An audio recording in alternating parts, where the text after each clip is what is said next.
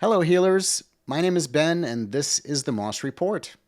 I'm here today with my father, author and founder of the Moss Report, Dr. Ralph W. Moss. Good morning, Dad. Good morning, Ben. So, we're starting off season 5 of the Moss Report podcast, and our topic for today is sprouts. So, as usual, I'm in the dark, and I need you to enlighten me as to what it is about sprouts that would be meaningful for our listeners and viewers to know. So, where can we start? Well, I was going to make a bad dad joke and say the sprouts are in the dark also Oh, because I've got a couple of jars, one in the refrigerator and one on my countertop, but I always keep them in the dark until the last day or so. Well, sprouts, have been around as a health food for a very long time. I remember back in the 60s that Adele Davis and, the other health gurus of the time were touting sprouts, but usually those sprouts were mung bean sprouts. And that's usually when you think of sprouts, other than Brussels sprouts, which are not really sprouts at all, so we forget about them. But the usual sprouts that you get typically in a Chinese restaurant are mung bean sprouts. And you don't usually cook mung beans, but they make a great sprout, no question about it. They're nice and I don't want to say meaty, but they're moist and delicious, and they put them in Chinese dishes. They're wonderful, but they don't have very much health value. So the modern era of sprouting and of health, the concentration on the relationship of sprouts to cancer in particular, came about in the 1990s. And it was all the work of one man who we can pay homage to here, Paul Talalay, okay. Talalay, who was a eminent scientist, head of a department at Johns Hopkins, which is the number one research medical school in the United States. Okay. And And he was studying sprouts in particular? he, he, that evolved. He didn't Okay. start out studying sprouts, which would have seemed very strange, I think, to everybody, but he was studying carcinogenic chemicals and what can detoxify them. In other words, what can nip cancer in the bud before it starts developing into a tumor. And there are certain chemicals, as everybody knows, that are promoting cancer, and those are carcinogens. And then there are certain chemicals that fight against those carcinogens. Hmm. And so that was his area of expertise. It wasn't about sprouts per se. And in Hmm. fact, when he first found the most potent of all the chemicals that he knew about or dealt with was something he discovered in broccoli, and that was called sulforaphane, which has Hmm. now got on to world fame, and a lot of people talk about sulforaphane in broccoli. Hmm. But as time progressed, he and his colleagues in the department at Johns Hopkins discovered that there was, I forget if it was 50 or 100 times more sulforaphane in the 3-day-old sprout of the broccoli plant than there was in the finished broccoli. Oh. So that was one major discovery. The other major discovery was that if you heat the broccoli, that's to say cook broccoli, you very quickly lose most of the anti-cancer activity of the broccoli. Hmm. And that's because it takes two chemicals basically to create the anti-cancer effect. And one of those is an enzyme that breaks down the sulforaphane, and that enzyme is killed by heat. So it won't happen immediately, but it doesn't take much heating to do that. So by the time you cook a bunch of broccoli, you've more or less destroyed the anti-cancer effect of it. And the only way around that is to restore the enzyme through some other food.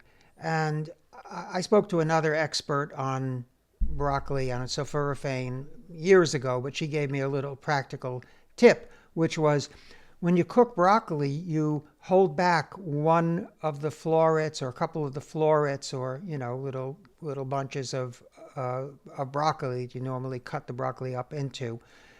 You hold that back, and then you eat that along with whatever amount of cooked broccoli that you want. So there's enough enzyme in that broccoli, or in a raw radish, or in Chinese mustard. It doesn't have to be Chinese, but it's in the mustard seed, and Chinese mustard is basically ground mustard seeds, and that will reactivate the sulforaphane in the broccoli. Oh, So if you don't do that, you still get chlorophyll and you get other good things in the broccoli, but you're missing the most important part. the enzyme. Well, the sulforaphane, And the because enzyme because you destroyed activates it. correct, you destroyed the enzyme that activates it. Okay. So with the sprouts, though, I mean, if you go to the store and you look for sprouts, generally you see maybe what bean sprouts, as you mentioned, which are mung bean sprouts. Primarily, that's the only thing that you see there, or there's not really many options.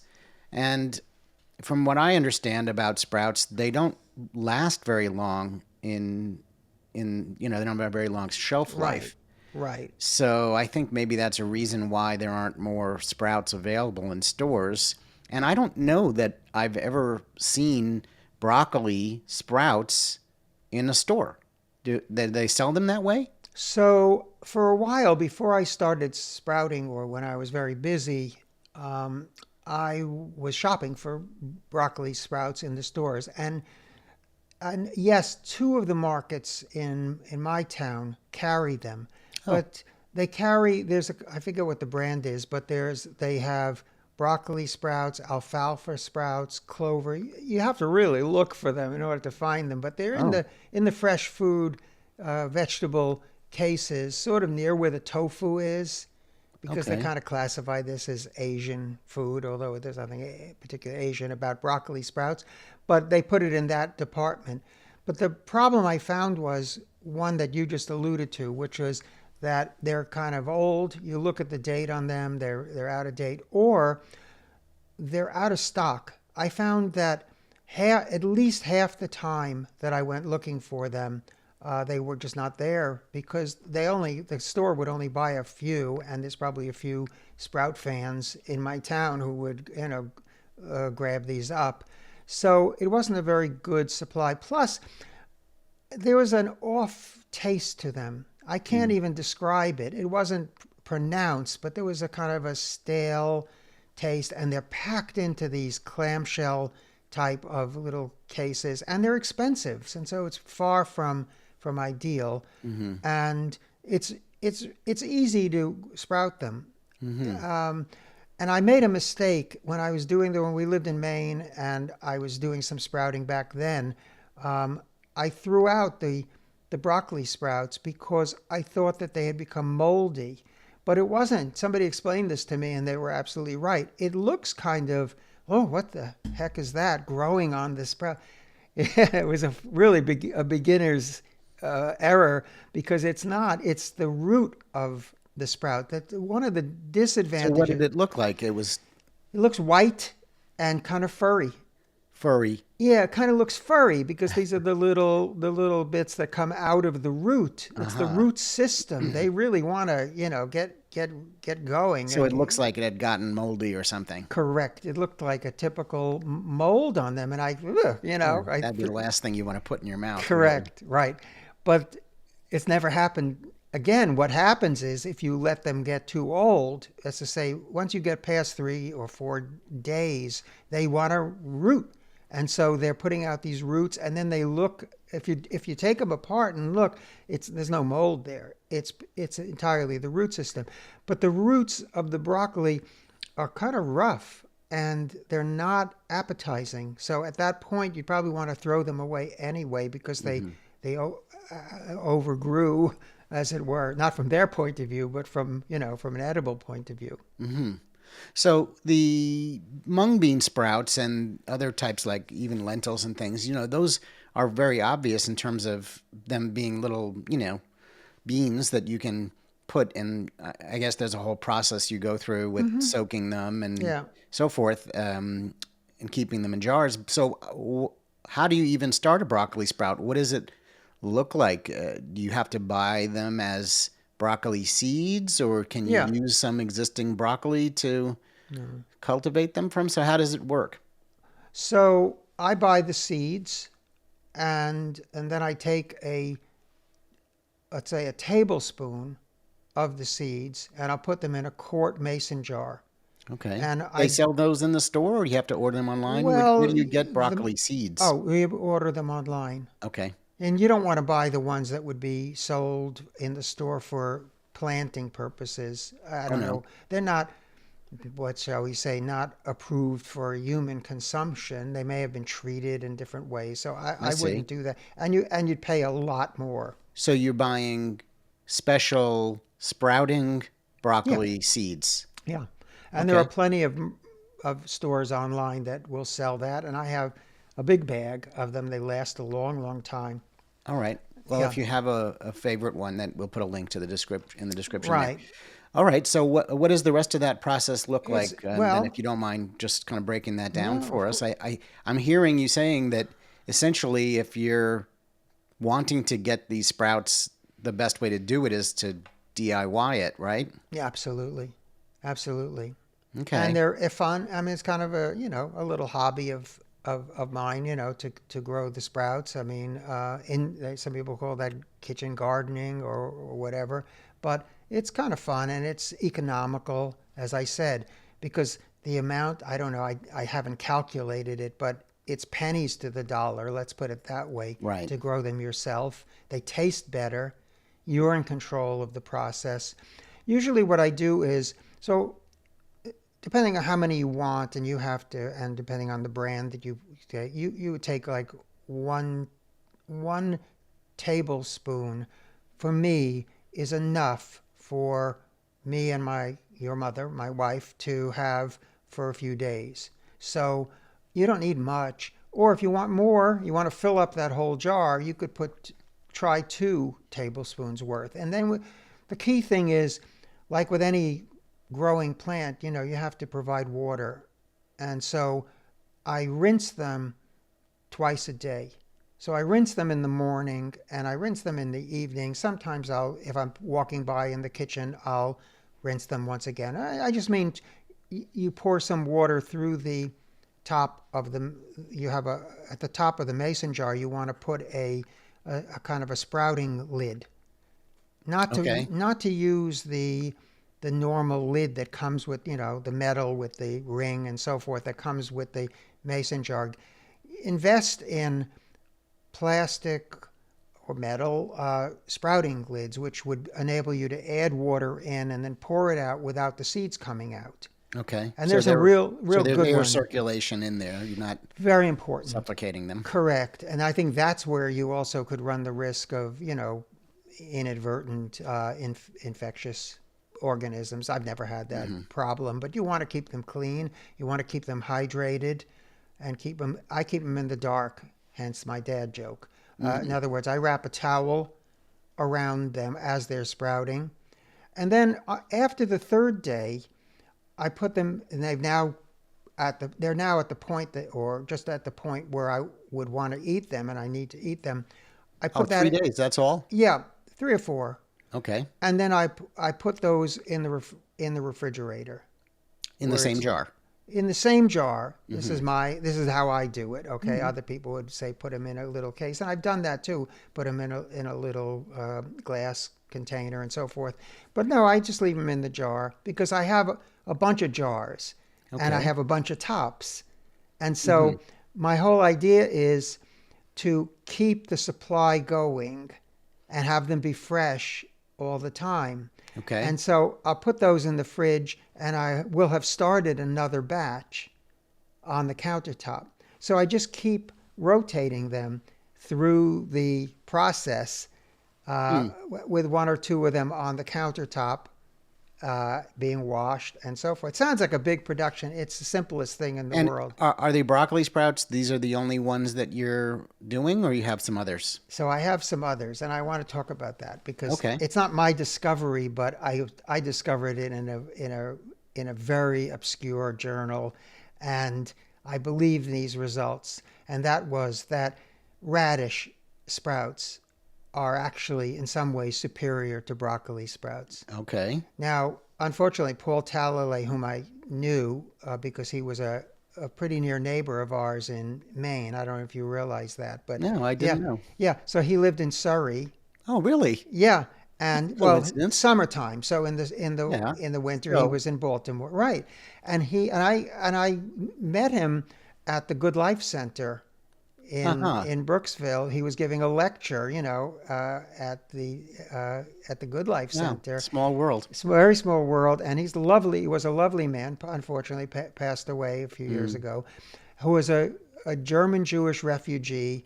Who, I mean, an amazing life story. You can just Google Paul Talalay, and you'll see what an incredible life he had. Hmm. But yeah, this is where I learned a lot of what I know about, or became interested at least in what he was doing and what they were doing.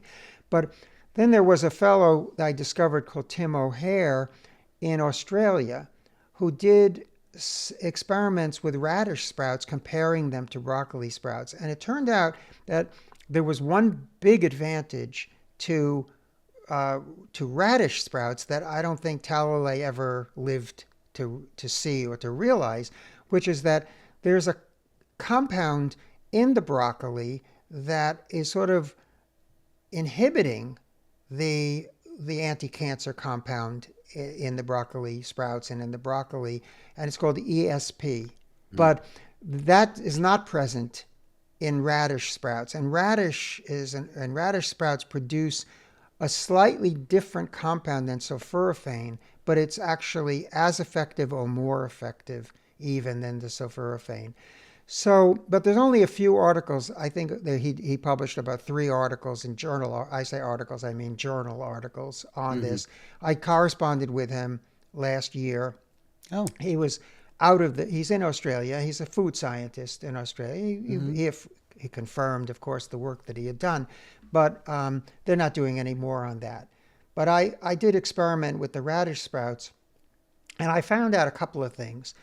One, and very importantly, I like them better Oh, okay. than the broccoli sprouts. The broccoli sprouts are very sulfurous, as the name sulforaphane would imply. Mm. It's an acquired taste, Hmm. but the radish sprouts are very spicy and delicious, and they don't develop that so quickly, at least that root system that I talked about. So, from my point of view, they don't quote unquote go bad the broccoli sprouts have to be eaten pretty quickly, just because of the scratchiness of the roots in your throat. You don't want, it's a very unpleasant kind of taste. So there's that, and then there's also the fact that they were more effective. The radish sprouts, they're interesting. There's a lot of different radish varieties out there, but all of them contain sulforaphene. It sounds just like sulforaphane. Only one letter difference between Mm. the two, Mm. and it's a very potent anti-cancer compound, and easy to grow. Maybe a tad easier even than the broccoli. And so I alternate. So I've got right at this moment. I don't want to interrupt our talk, but I could run to the refrigerator and show you. I've got my radish sprouts going. I've got This is modern technology here. We can always edit. You're oh jumping into. You can go ahead and go get okay them. I'll wait for you. okay hold on. A few moments later. Okay. Well, okay, the moment of truth. So Yeah. this is the radish sprouts. Can't see it too well. This is the top, you see. This is you have to buy these things separate, but they're a good investment. I thought I could get by with, with the less fancy kind, but this is really good because you can put the water into the little hole at the top here and then pour it out in the sink, and it's a fine enough mesh that the seeds don't come out. And these, as you see, they've been going for a while. And then we've got the broccoli sprouts. Look very similar. Same deal. And I had the broccoli sprouts for breakfast this morning. For breakfast. Yeah, I'll By talk about themselves, this. you mean? No, Like no, just no. I'll explain in a minute. okay. Yeah. But just to answer the previous question, look at the size of that bag. Right. And they germinate. Oh my gosh, that's like a lifetime supply. It's like it's a pound, and Oh. you need a a tablespoon. I mean, literally, I think this would last me a year. It's lasted already. Expired. And the radish sprouts come similarly and then in the a. radish sprouts. This is the one that I buy. So this is interesting. This is called rainbow radish, sprouting in microgreen mix, and it has triton, daikon, and red arrow radishes. So that's good because 3 different variants on the taste. One, I don't remember which one is the strongest, but one's quite strong and the others are kind of mild. And it's a lovely mixture. Heirloom varieties, not sure what that means, but these are rare varieties, let's say, more traditional than, necessarily just the radish you get in the store. So it's interesting. Right. Interesting taste sensation. So how to cook them? You don't want to overheat, let's say, either of these. I think that the radishes will be a bit more forgiving.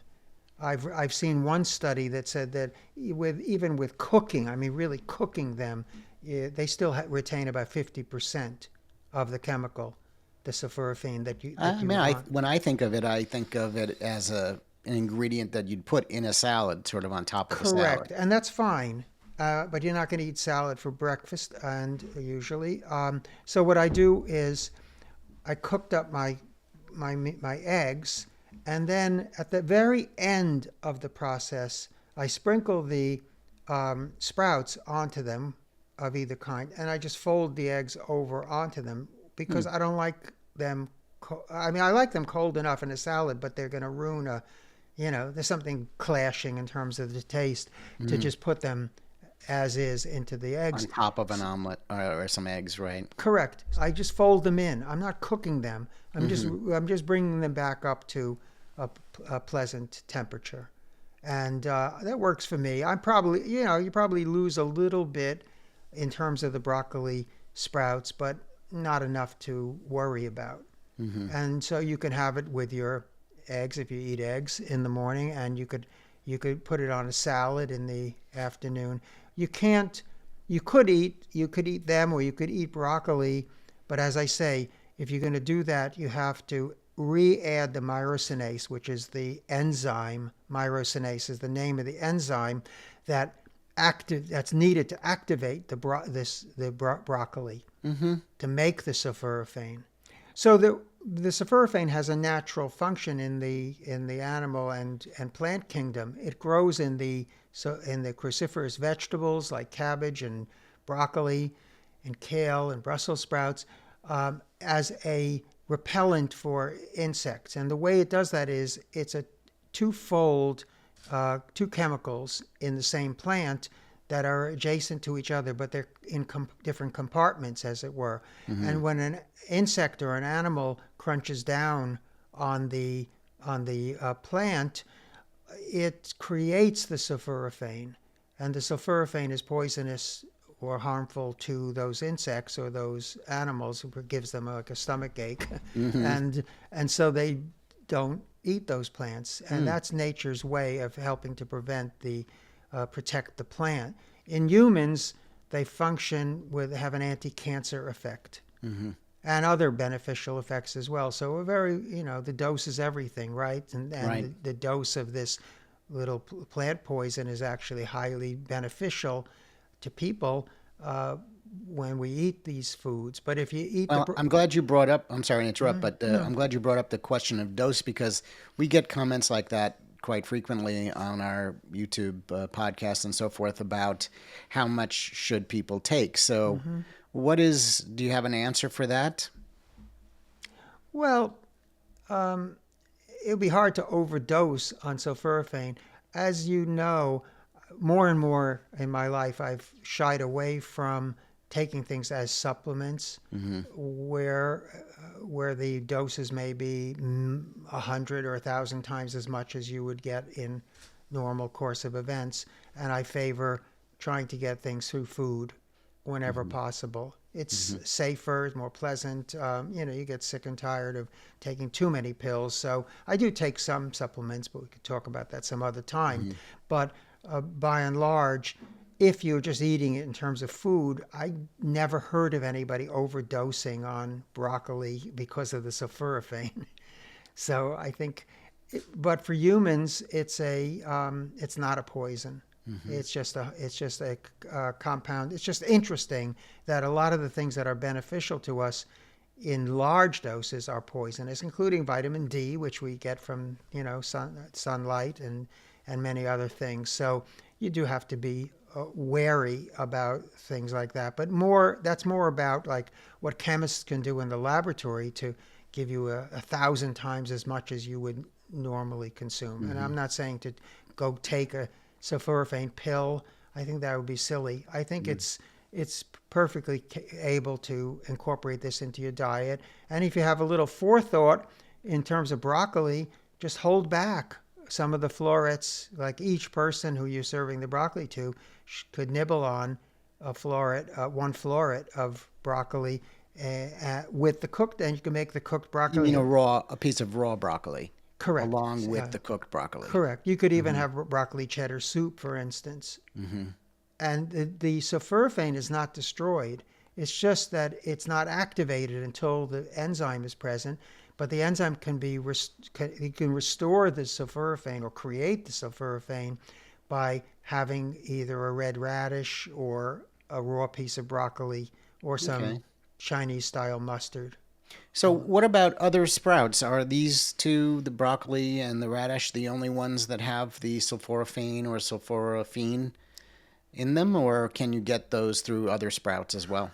I haven't explored any of it would all be in the cruciferous family. So I haven't explored cabbage sprouts or anything. I don't know that anybody has, but I think these two, these are very outstanding. Outstanding. But unfortunately, Paul Talalay passed away before he had a chance to explore this. Plus, there was, if I could digress for a minute, it was a really interesting thing happened around the topic of broccoli sprouts. I mean, I think it actually came up to the Supreme Court. In what way? Because he worked for Johns Hopkins. He was a professor and laboratory head at Johns Hopkins Hospital Medical School. And so when he discovered the existence of this, relatively large amount of sulforaphane in the broccoli sprouts, he patented the discovery. And this was about 2002. And from 2002 to 2003 or 2004, Johns Hopkins had a monopoly on the sale of broccoli sprouts in America. What? When you bought, and I bought broccoli sprouts. They were the hot thing. They were the latest thing. So I bought some, and I didn't know I was making a donation to Johns Hopkins while doing so. And the other sprout there were a couple of large sprout manufacturers in the United States, but mung bean sprout manufacturers, and they sued, even though they had a patent. Hopkins had the patent, but they sued to overturn the patent because they said it's a natural thing. Right. We deal with this all the time. The broccoli sprouts, and end of argument, end of story, right? And they won. So Hopkins actually had, and Talalay had the patent taken away from them, which is a very rare event, I think. It was disqualified. And so everybody and anybody could produce broccoli sprouts. And you do see a whole variety of different brands out there now.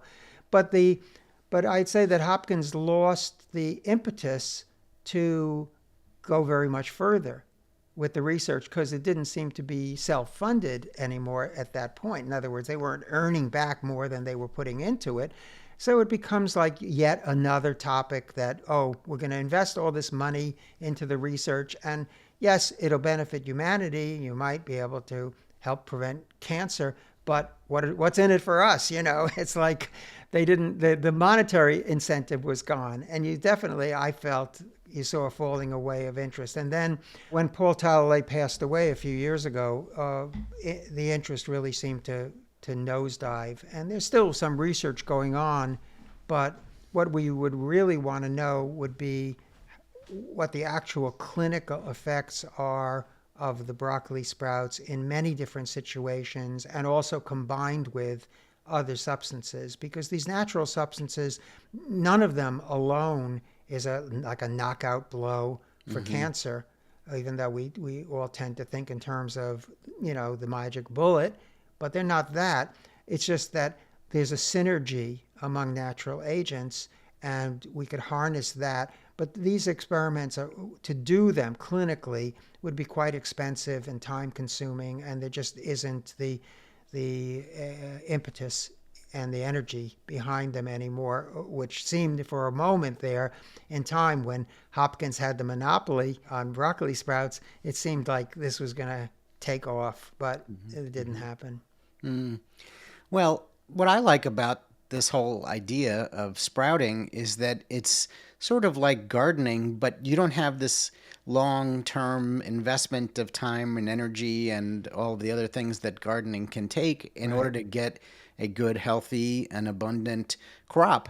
You're talking about a period of just a few days and an investment of some mason jars and a couple of lids, really, and some seeds. So really, you'd probably be all in. You'd be under $20 bill, and then you'd have a rotation, of crop growing in your kitchen to be able to add to your daily routine of eating. And I think there's something therapeutic of growing things, just generally. Absolutely. And then you get these nice fresh sprouts, and you don't have to think, well, how long, and you don't have to, go to the grocery store and try to find them, and then be frustrated if they're out, like you said, if they're out of stock and so forth. So, all right. Well, I think that's a really fantastic addition to anyone who's on a anti-cancer diet or trying to be doing things proactively for themselves to help prevent and heal and prevent a recurrence of cancer.